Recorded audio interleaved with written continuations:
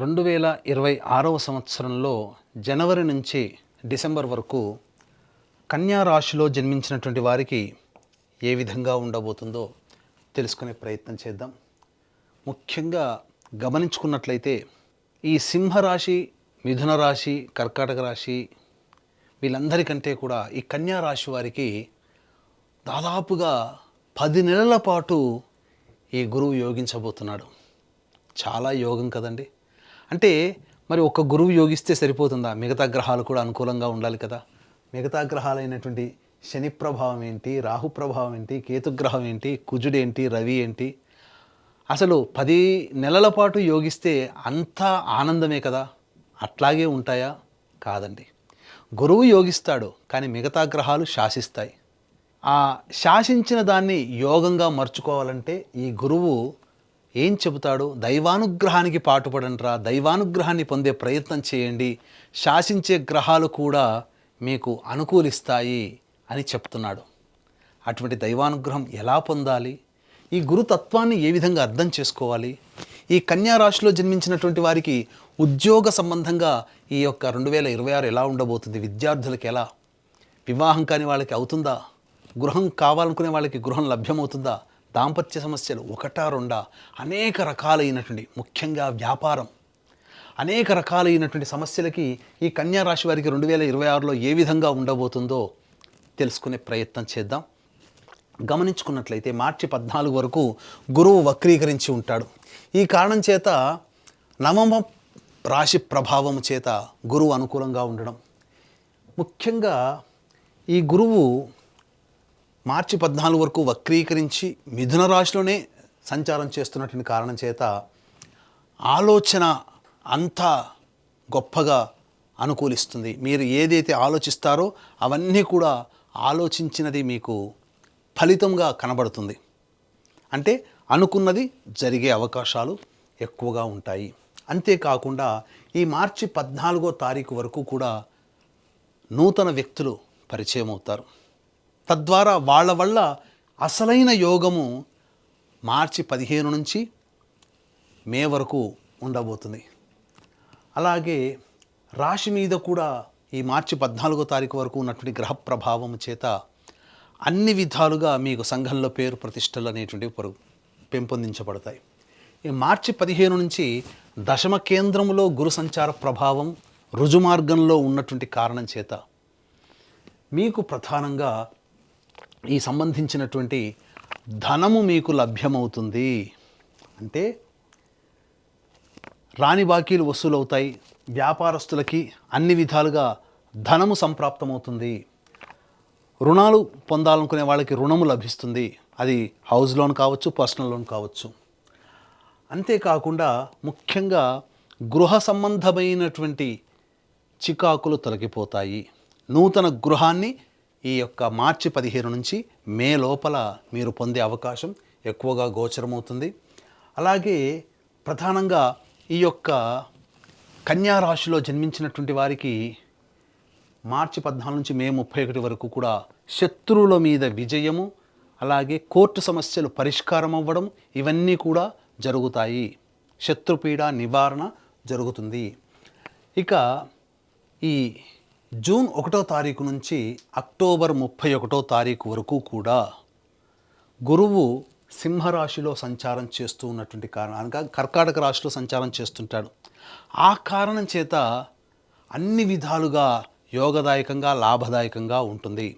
November, December మాత్రం ఖర్చులు అవుతాయి, జాగ్రత్తలు పాటించండి. అయితే సప్తమ శని ప్రభావము ఈ యొక్క కొన్ని కష్టాలు, అంటే అలసత్వం, ఏ పని ఎందు చేయాలన్నా బద్ధకాన్ని ఇస్తుంది. అన్ని విధాలుగా గురువు మంచిగా యోగిస్తున్నాడు కదా, మనకేంటి ఇంకా ఇబ్బంది ఏంటి అనే భావానికి వెళ్ళిపోతారు. అక్కడే మీకు ఇబ్బందులు కలుగుతాయి. ఈ శని ప్రభావం మొదలవుతుంది. గురువు యోగిస్తున్నా శని శాసిస్తుంటాడు కాబట్టి మీరు సమస్యల వలయంలో చిక్కుకునే అవకాశం ఎక్కువగా ఉంటుంది. కాబట్టి జాగ్రత్తలు పాటించండి. ఇక విద్యా సంబంధముగా ఈ యొక్క కన్యా రాశిలో జన్మించినటువంటి విద్యార్థులకి ఉన్నత విద్యలో పరిపూర్ణత సాధిస్తారు. ప్రథమ శ్రేణి ఉత్తీర్ణత, పోటీ పరీక్షల్లో విజయాన్ని పొందుతారు అని చెప్పవచ్చు. రాహు ప్రభావం అనుకూలంగా ఉండడం, కేతువే చేసేటువంటి ప్రయత్నాల్లో కాస్త ఆటంకాలు అనేటువంటి ఎక్కువగా ఇస్తుంటాడు. కాబట్టి ఇటు శని ప్రభావము, ఇటు కేతుగ్రహ ప్రభావము కొంత అనుకూలంగా లేని కారణం చేత ఎంత గురువు యోగిస్తున్నప్పటికీ కూడా అక్కడ కొన్ని ఆటంకాలు ఉంటాయి. దైవానుగ్రహం ఇక్కడ కావాలి.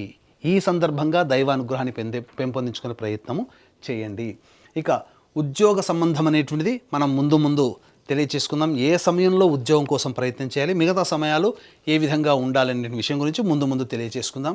ఇక వివాహ సంబంధముగా గనక చూసుకున్నట్లయితే ప్రధానముగా ఈ యొక్క సంవత్సరం అవివాహితులకి సంపూర్ణముగా వివాహము నిశ్చయమవుతుంది. అందులో సందేహమే లేదు. జాగ్రత్త పడండి. మంచిగా చక్కగా ఒక ఇంటి వారు అవుతారని చెప్పవచ్చు. జీవిత భాగస్వామితో ఆనందంగా జీవిస్తారు. ఇక దాంపత్య సమస్యలు కనుక చూసుకున్నట్లయితే ముఖ్యంగా జూలై వరకు కూడా జీవిత భాగస్వాములతో కానీ వ్యాపార భాగస్వాములతో కానీ కాస్త సంయమనం పాటిస్తూ వాళ్ళని సంతోషపెట్టే ప్రయత్నం చేస్తూ ఉంటే ఎటువంటి దాంపత్య సమస్యలు ఉండవు. ఆల్రెడీ దాంపత్య సమస్యలతో ఇబ్బందుల్లో ఉన్నారు అని అంటే ఆగస్టు నుంచి డిసెంబర్ లోపల మీరు విడిపోయిన దంపతులు కానీ దూరంగా ఉన్న దంపతులు మళ్ళీ ఒకటయ్యే అవకాశం ద్వితీయార్థంలో జూలై మంత్ తర్వాత మీకు ఉండబోతుంది. ఇక ఆరోగ్య విషయాన్ని గనక చూసుకున్నట్లయితే తరచూ అనారోగ్య సమస్యలు గురయ్యే అవకాశము ఈ యొక్క కన్యా రాశిలో జన్మించినటువంటి వారికి ఉండబోతుంది. కాబట్టి జాగ్రత్తలు పాటించండి. దైవానుగ్రహాన్ని పొందే ప్రయత్నం చేయండి. ముఖ్యంగా ఏ సమయంలో అనారోగ్యం పాలవుతారు అనేటువంటి విషయం శస్త్రచికిత్సలు కానీ డాక్టర్ని సంప్రదించాల్సిన పరిస్థితులు కానీ లేదా తెలియని అనారోగ్యం ఎప్పుడెప్పుడు అనేది జరుగుతుంది అనేది మనం ముందు తెలియజేసుకునే ప్రయత్నం చేద్దాం. ఇక సంతాన విషయానికి కనుక వచ్చినట్లయితే ఈ యొక్క సంతానవంతులు అయ్యే అవకాశము ఈ యొక్క కన్యా రాశిలో జన్మించినటువంటి వారికి ఉండబోతుంది. చక్కటి సంతానము లభించబోతుంది. యోగ్యమైన సంతానం, అది కూడా గురుగ్రహ ప్రభావం వలన యోగ్యమైన సంతానం అనేటువంటిది మార్చి 15 లోపల మీకు దక్కబోతుంది. వివాహమైన వాళ్ళకి సంతానం అనగా కన్సీవ్ అవ్వడం కానీ లేదా సంతానం పొందడం కానీ మార్చి 15 లోపల అయ్యే అవకాశాలు ఎక్కువగా ఉన్నాయి అని చెప్పవచ్చు. ఇక విదేశీ యానానికి సంబంధించి చూసుకున్నట్లయితే జూలై నుంచి డిసెంబర్ మధ్యకాలంలో విదేశీ యానానికి అనుకూలంగా ఉంది. విదేశీ విద్యకి కానీ విదేశీ యానానికి కానీ లేకపోతే దూర ప్రాంత ప్రయాణములు చేసే అవకాశము ఎక్కువగా ఉన్నాయి ఆ యొక్క సెకండ్ హాఫ్ ఆఫ్ ద ఇయర్లో అని చెప్పవచ్చు. ఇక ఈ యొక్క కన్యా రాశిలో జన్మించినటువంటి వారికి ప్రధానంగా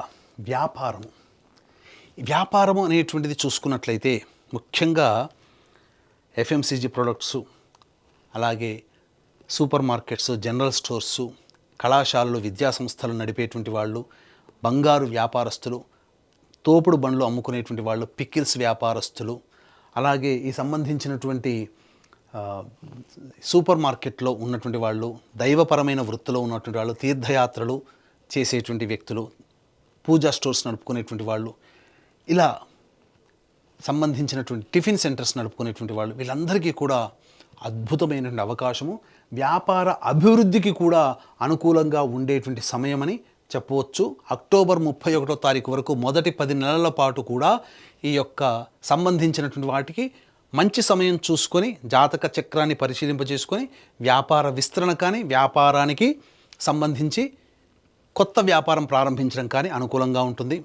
అలాగే ఈ యొక్క కన్యా రాశిలో జన్మించినటువంటి వారికి ప్రధానంగా చర్మ సంబంధము, అలాగే మట్టి, ఇసుక, ఇటుక వంటి వాటికి సంబంధించినటువంటిది, ఇనుము సంబంధించినటువంటి వ్యాపారస్తులు, గ్రౌండ్ ఆయిల్స్, ఎడిబుల్ ఆయిల్స్ వ్యాపారంలో ఉన్నటువంటి వాళ్ళు, వీళ్ళందరూ కూడా ఆగస్టు, సెప్టెంబర్, అక్టోబర్, నవంబర్ ఈ 4 నెలల్లో వీళ్ళకి మంచి అభివృద్ధి ఉంటుంది.